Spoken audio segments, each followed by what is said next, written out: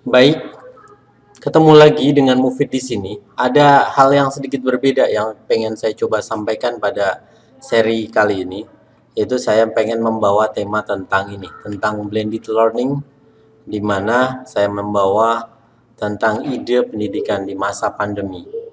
Ini yang ingin saya coba bahas di sesi kali ini. Jadi, sesi kali ini saya belum membawa tema video tutorial dulu ya. Di sini saya membawa ini. Ada apa nih? Kok tiba-tiba? Sebetulnya nggak tiba-tiba. Ini sudah berjalan beberapa waktu yang lalu. Saya mencoba untuk membawa tema ini. Saya tarik ke hulu dulu konsep tentang apa yang ingin saya coba sampaikan di sesi kali ini. Pendidikan di masa lockdown, PPKM, PSBB, banyak istilah yang sudah kita dapati di masa pandemi ini. Sudah hampir 2 tahun ya kita melaksanakan atau mengalami fase ini. Mau diapakan pendidikan kita di masa lockdown ini? Solusi, harus ada solusi tentunya. Solusi yang ingin saya coba bawakan adalah kreasi di era inkubasi. Kita sebagai guru harus senantiasa berkreasi dan be creative teacher. Jadilah guru yang kreatif. Sistem pembelajar daring yang direkomendasikan sudah banyak. Dari mulai G Suite, Microsoft, Rumah Belajar, banyak sekali sudah direkomendasi oleh pemerintah. Bahkan kalau tempat kami di Jawa Tengah juga sudah direkomendasikan. Ada si Japin, si Jateng Pintar. Ada kelas Jateng juga sudah direkomendasikan oleh uh, Dinas Pendidikan Provinsi Jawa Tengah. Tapi kenapa belum optimal? Ternyata ada hal yang membuat menjadi seperti itu. Kalau kita telisik, kita telusur, banyak guru yang latah. Latah kenapa? Karena pendidikan bukan lagi transfer pengetahuan. Pendidikan sekarang hanya transfer penugasan saja. Banyak yang seperti itu. Salah satunya mungkin juga saya. Masih merasa seperti itu juga. Bikin WhatsApp group yang paling mudah, terus kasih modul, kasih PPT, terus kasih tugas. Apa yang terjadi di anak-anak? Tentu anak-anak akan menjadi muntah-muntah. Muntah-muntah apa? Muntah-muntah tentang penugasan tentunya.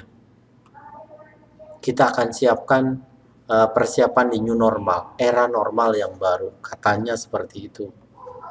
Kita coba komparasi ya. Kita coba bandingkan antara kelas real kita versuskan dengan kelas maya. Itu mungkin ide besarnya. Ide besar yang akan saya coba bawa. Kenapa? Karena target utama pendidikan di masa pandemi ini, apakah berkaitan dengan kualitas? Tidak sama sekali kalau menurut saya. Di masa pandemi ini nggak mikir lagi kualitas pendidikan. Sangat sulit, sangat jauh. Target utama pendidikan sudah terjun bebas. Kalau menurut saya simpulkan target utama pendidikan itu cuma dua. Yang pertama, keberlangsungan pendidikan. Pendidikan tetap berjalan, terseok-seok atau apapun, tapi tetap harus ada pendidikan untuk anak-anak generasi kita. Dan yang kedua, ini yang paling penting, yang disasar bukan siswa, yang disasar bukan murid, tapi kita selaku pendidik ataupun guru, yaitu meningkatnya kualitas dan kompetensi guru ataupun pendidik. Dosen juga tentu ya, meningkatnya kualitas kompetensi guru dalam pembelajaran, terutama pembelajaran daring. Itu yang kita coba gali, kita coba telusur, kita coba antisipasi. Meningkatnya kualitas kita. Di masa pandemi ini kita harus lebih meningkat lagi, terutama untuk pembelajaran daring. Kita take action, mau ngapain, kita mulai definisikan hal-hal yang akan kita lakukan. Pertama, perubahan kelas real menjadi kelas maya. Di sebagian daerah di Indonesia mungkin masih diizinkan untuk melaksanakan pembelajaran secara luring walaupun terbatas. Tapi di area kami di Jawa Tengah atau mungkin di area Jawa Bali akan sangat sulit melakukan pembelajaran secara real. Pembelajaran semua di kelas maya atau kelas online atau PJJ mungkin kita terkenal dengan itu. Kita coba telusur ada 3 hal besar di dalam pembelajaran, perubahan pembelajaran dari real menjadi kelas maya. Yang pertama, kelas maya itu sendiri. Kelas mayanya mau pakai apa? Di situ tempat penugasan, tempat materi dan sebagainya, pembelajaran asinkronusnya ada di kelas maya. Yang kedua, pertemuan secara sinkronus. Pertemuan yang biasa dilakukan di dalam webinar-webinar. Pada saat luring kemarin pertemuan di dalam kelasnya. guru mengajarnya. Yang ini berarti pertemuannya harus menggunakan media daring. Dan yang paling penting adalah yang tadi saya sampaikan, kompetensi guru. Kompetensi guru untuk apa? Kelas mayanya sudah ada, pertemuannya sudah dilakukan. Tapi kalau kompetensi guru tidak bisa dalam mengisi konten di kelas maya itu, ya percuma saja. Jadi 3 hal ini sangat terkait. Kita bahas satu persatu ya, kelas maya. Kelas maya pakai apa? Google Classroom, boleh. Edmodo silahkan, Kuiper, mau pakai Schoology, Microsoft Teams, mau pakai Moodle, mau pakai LMS yang dibikin sendiri, silahkan. Kelas maya saya yakin tidak ada masalah. Lanjut. Oke. Rekomendasi dari Kemdikbud. Kemdikbud merekomendasikan menggunakan akun belajar.id, akun pembelajaran, di mana di akun pembelajaran itu Kemdikbud sudah membuatkan akun. Untuk siapa? Untuk semua guru yang masuk dalam Dapodik dan semua siswa, kecuali SD kelas atas, kelas 4, 5, dan kelas 6. Sudah dibuatkan semua. Bahkan akun pembelajaran ini dijadikan sarana informasi dari kementerian kepada guru. Dan juga akun ini bisa dipakai oleh guru sebagai secondary user untuk bisa sinkron masuk ke Dapodiknya atau masuk ke SIM BKB-nya menggunakan akun belajar.id. Sudah dioptimalkan belum? Silahkan, kalau belum dioptimalkan, segera dioptimalkan. Banyak latah yang tentang itu. Sudah bikin kelas maya, merasa sudah melakukan pendidikan era kekinian. Biasanya gitu. Saya kan udah bikin classroom, Pak. Berarti saya sudah oke dong, sudah aman dong. Tidak sebetulnya, belum maksudnya. Jadi harus ada yang ini, pertemuan. Pertemuan secara sinkronus atau webinar mau pakai apa? Yang paling sering ya pakai inilah mungkin. Pakai Webex, pakai Jimit, pakai Zoom, pakai Teams, pakai Telegram, mungkin pakai WhatsApp forum, atau mungkin pakai Facebook forum. Silahkan, pilihan banyak. Tapi lakukanlah dengan optimal. Nanti ada beberapa hal yang ini saya coba bahas. Yakinkah udah melakukan itu? 2 hal yang tadi, kelas mayanya sudah, pertemuannya sudah. Ternyata ada hal yang sering terjadi. Kalau susah sinyal bagaimana? Sinyal di tempat saya susah, Pak. Kalaupun sinyalnya tidak susah, terjadi masalah yang kedua. Kuotanya nipis untuk webinar. Karena banyak yang terkendala, terutama di siswa kami, ternyata hanya webinar sebentar, kuotanya sudah habis. Bagaimana dengan kuota Kemdikbud? Ada hal-hal di mana aturan dari provider yang mewajibkan bahwa kalau kuota Kemdikbud bisa dipakai asalkan kuota utama juga harus ada. Seperti itu juga ada beberapa syarat dan ketentuan berlaku dari provider tentunya. Kuotanya nipis untuk webinar. Terus kalau HP-nya speknya kentang bagaimana? HP-nya nanggung. Ketika menginstal aplikasi ini, maka aplikasi yang lain harus di-uninstall. Ketika menginstal yang ini, yang lain harus dikalahkan. Itu terjadi tidak hanya di siswa, di guru pun saya yakin terjadi juga. Dan beberapa masalah yang lain. Gimana? Setuju masih sampai dengan ini? Padahal pembelajaran harus tetap ada. Pembelajaran tetap berjalan. Transfer knowledge harus tetap ada. Harus ada solusi pendidikan. Solusinya apa? Ayo, kita coba telisik, kita coba mulai pikirkan solusi yang akan kita coba sandingkan di sesi kali ini. Pembelajaran berbalik. Ini yang mungkin sedikit saya coba tawarkan atau kemarin sudah pernah saya cobakan. Pembelajaran berbalik atau bahasa kerennya flip classroom, kelas terbalik. Di mana di kelas awal dulu sebelum pandemi, di sekolah ngapain? Berarti di sekolah diskusi kelompok, bikin rangkuman, di rumah berarti bikin PR, latihan soal, ataupun penyelidikan. Kalau kelas berbalik bagaimana? Berarti dibalik, ketika di sekolah atau di online, berarti ngapain? Berarti di sana nanti bahas konsep, penyelesaian tugas, praktek, dan sebagainya. Ketika sedang sinkronus atau ketemu dengan gurunya. Ketika tidak sinkronus atau sendiri, sedang asinkronus berarti ngapain? Menonton video, mencatat poin penting, membuat pertanyaan. Sehingga ketika sedang berjalan pendidikan sinkronus webinar dengan gurunya, tidak lagi guru menerangkan konsep dari materi yang ada. Isinya diskusi harapannya. Itu tentang flip classroom atau flip learning. Jadi yang tadinya mengajar di manual sekarang mengajar dalam bentuk video. Guru sudah menyediakan videonya di classroom 3 atau 4 hari sebelumnya. Ketika itu anak diminta untuk menonton menggunakan media, silahkan mau pakai YouTube mau pakai apapun. YouTube kan boros kuota? Tidak. Sekarang YouTube sudah bertransformasi. Banyak provider yang menyediakan unlimited untuk nonton YouTube misalkan 1 bulan dan harganya tidak sebegitu mahal. Begitu. Kalau memang mau pakai media YouTube, kalau pakai media lain, media dikirim ke WhatsApp secara offline akan jauh lebih baik. Yang ketiga sekarang, setelah tadi kelas mayanya ada, webinarnya atau pertemuan sinkronisnya ada, sekarang yang paling penting juga nomor 3 tentang kompetensi guru. Kompetensi guru buat apa? Kompetensi guru untuk mengetahui sistem dari kelas maya tadi. Jangan sampai sudah membuat kelas maya, mau pakai Google Classroom, mau pakai apapun, tapi ternyata guru nggak tahu mau ngapain, fitur-fitur yang ada di sana nggak tahu. Itu juga percuma lagi. Jadi kompetensi guru salah satunya apa? Membuat video pembelajaran tentunya. Untuk mengisi konten sebelum acara sesi webinar berlangsung, guru sudah menyiapkan videonya. 3 atau 4 hari sebelumnya, anak-anak sudah belajar secara mandiri dulu. Unsur yang wajib dalam membuat video pembelajaran ya. Menurut saya, lagi-lagi menurut saya, kalau saya salah, saya siap untuk dikoreksi. Silahkan tulis di kolom komentar aja. Kita diskusi sifatnya ya. Kalau saya banyak kekeliruan, saya siap untuk dikoreksi. Yang pertama, jangan sampai video yang kita berikan atau memberikan kompetensi pembuatan video bagi guru itu justru menyusahkan guru. Jadi, video yang dibuat cukup yang sederhana aja, tidak harus sebagai konten kreator di YouTube yang dengan pernak-pernik macam-macamnya, nanti berproses lah. Jadi videonya harus sederhana, mudah dibuat. Bahan dasarnya misalkan pakai PowerPoint. Kayak saya nih, bahan dasarnya saya pakai PowerPoint biasa aja. Tinggal saya rekam jadi. Jadi bukan hal yang terlalu sulit. Bahkan kalau misalkan PowerPoint kan sudah ada animasi-animasi dan sebagainya, animasi standar.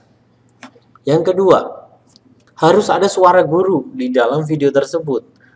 Kalau hanya sekedar memberikan PowerPoint di grup WhatsApp ataupun di kelas mayanya, menurut saya itu hanya melayani satu aja untuk anak-anak yang suka dengan tipe belajar membaca teks.